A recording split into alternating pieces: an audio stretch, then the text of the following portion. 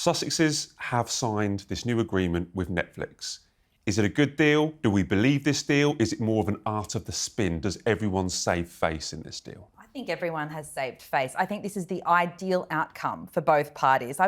We've talked about what was going to be next for Harry and Meghan in their Netflix business arm for a long time now, because we knew that this 5-year deal was going to expire this year.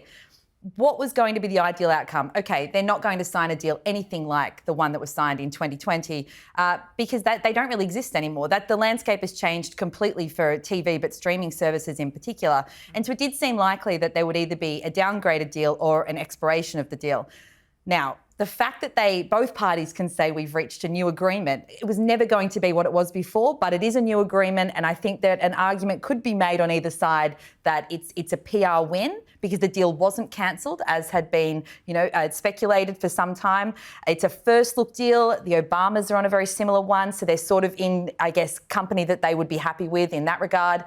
I think that it also means that Netflix is able to, this is crucially after what we've seen as their output, other than the Harry and Meghan series, they really and with Love Meghan, we'll give that's going to find its feet, and we'll see with season 2. But the rest of their output hasn't really set the world on fire, and this gives Netflix the opportunity now to say that they've got the deal with them, but they also have the opportunity to turn down pitches if they don't suit what they want to put out there. That's exactly it. There's no commitment. Yeah, that's it. It's a retainer. It's a retainer in case they decide to accidentally do something entertaining again.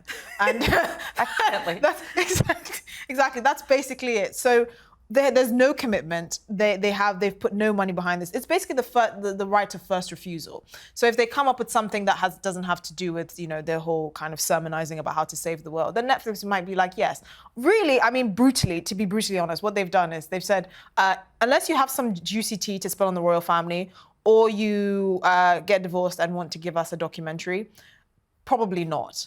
But if they have something juicy to say about the royal family, like the king sent me a potted plant, which turned out to be poison ivy, or that my fox just didn't hold me the way I wanted to, and so we've had to consciously uncouple, then maybe. That's basically it. And I think, honestly, it's the best of both worlds, because Netflix have been very clever in the sense that, okay, these people are a household name. They're annoying, but they're a household name. If they do anything interesting, we have to be the first of the queue, because it would be blockbuster. Everyone would be covering it. It'd be a huge media storm. But at the moment, given their track record, absolutely not. We're not committing £5 to this. And it's helpful for them as well in the way that it takes some of the pressure off. It was a big experiment to see, after their working royal life, if they were going to be able to make it as these big hotshot TV producers. As we've said, there's some hit and misses there, and certainly a lot of misses. A hit and all misses. Truly, yeah. But the reality is, this new deal, look, they can't deliver on the money. I think we said it was 70 or 80 million pounds, this other deal. I think that's if they hit all the kind of performance targets. And also, this new deal, I don't think, when we say there's not a penny being committed more, I kid you not. This sort of second season of Meghan with Love. With Love Meghan. Yeah, whatever. With Love in a Kitchen, that's not hers. In a place we don't know, with people she also doesn't know. Anyway, they'd already filmed it. They filmed the first and second season. This Christmas special, I'm sure they're wrapping it up now. Meet Me at the Lake, which I'm not sure where that's at. That's the romantic... the rights that they bought. Again, it's been about 2 years since we broke the news that they had signed that deal, and now they've trailed it and said, oh yeah, that's still in production. We'll get onto the exact shows in a minute. We'll go through in detail and talk about how exciting or how not exciting we think they're going to be. But the interesting thing, I think, about the statement or about the press release, which was very well written, I think, to kind of disguise some of the holes that we're picking up, is that it was all about Meghan. It was Meghan's statement, and it's Meghan that they appear to have actually be backing, because they back her As Ever brand, don't they? Netflix are fully behind her As Ever brand, and we know there's a second series and holiday series for with Love Meghan. Where's Harry in this? Is we going to see him? It was so interesting because, as you say, that statement was written. It's about the pair of them and their production company, but it was clearly written by Meghan, as she says, my husband in it. That was an interesting choice. It's clearly a deliberate choice, but it comes at such, as I say, an interesting time because Prince Harry's dealing with the dramatic fallout of the Centre Ballet charity. That's all happening on this side, and we're not really sure what his future looks like. And the statement, as you say, is all about Meghan. Now, we've spoken, to people on Harry's side of it who say that he's very much involved and he will be involved into the future. But I don't really know what that looks like because at the moment it really is just sort of Meghan's side of the Netflix deal. Harry is in the attic. He's a hostage And thankfully, he chewed through his leash just in time to make an appearance in the season 2 trailer, but he is nowhere to be seen. Yes, obviously he's dealing with the fallout from his charity and trying to find his own thing. I do think the Ugandan orphans thing was probably his idea. But the man is lost. I mean, he's really trying to find his feet. Everything he has a kind of the brown Midas touch, which I'm sure the viewers can infer what I mean by that. And really this creative side of this endeavor has really been Meghan's push.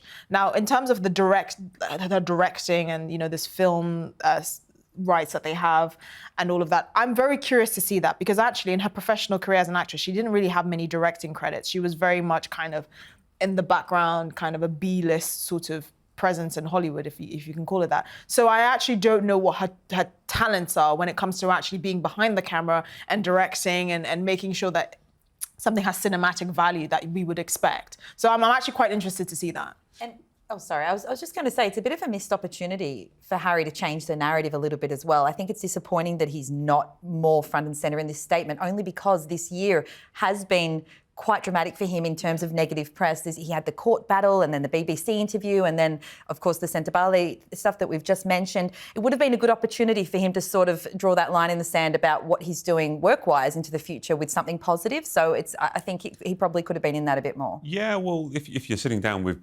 Netflix, or if you're in some kind of TV meeting and you look at the results, you know that the 6-part documentary that exploded. That's their most success. The Harry and Meghan one, you know, that exploded. That was their best. I think Netflix's best ever documentary series.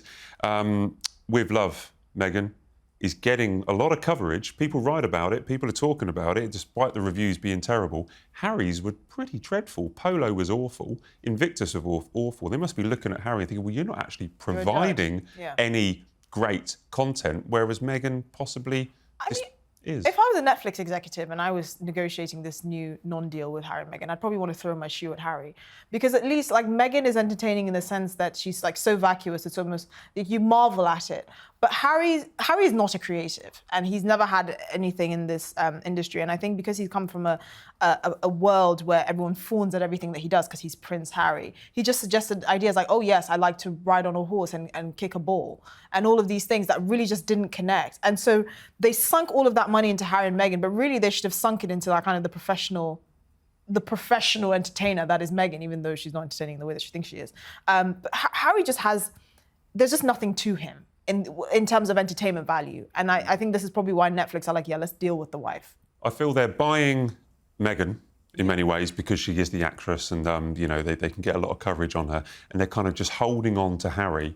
So, you know, one day the king will die. One day Prince William will become king. Exactly. And they're just holding on to Harry as the spare, as he often is in these situations, you know, alongside Meghan, so one day they might be able to use him for something particularly useful.